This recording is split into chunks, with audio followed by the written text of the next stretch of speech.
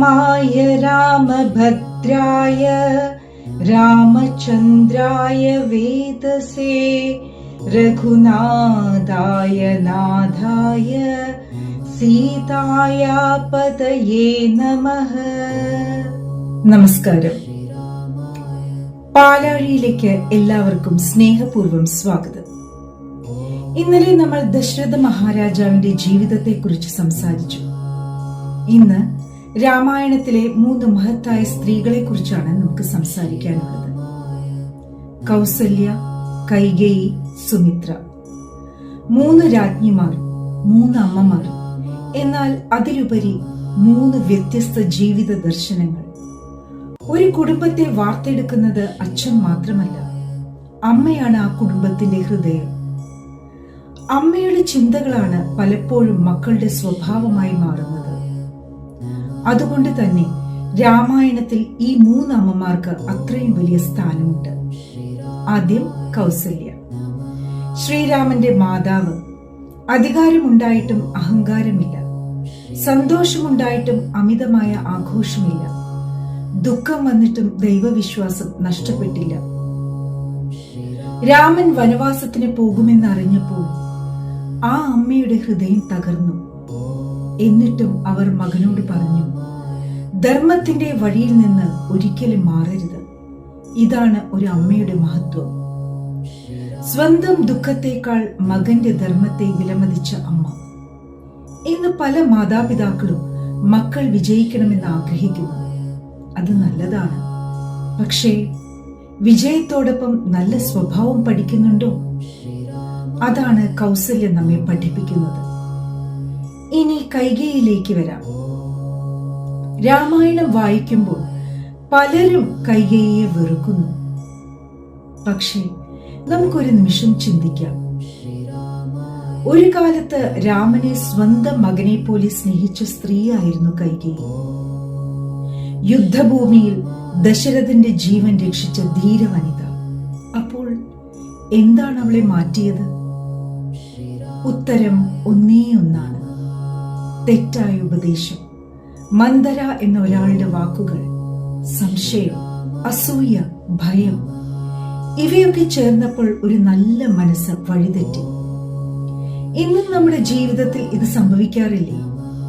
ആരുടെയെങ്കിലും വാക്ക് കേട്ട് സ്വന്തം കുടുംബത്തെ സംശയിക്കുന്നു, സൗഹൃദങ്ങൾ തകരുന്നു, ബന്ധങ്ങൾ അകലുന്നു.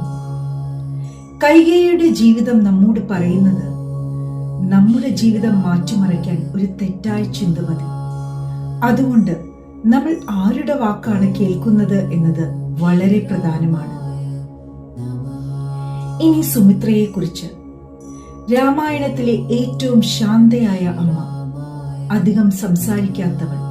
പക്ഷേ അവർ പറഞ്ഞ ഓരോ വാക്കും അമൂല്യമായിരുന്നു.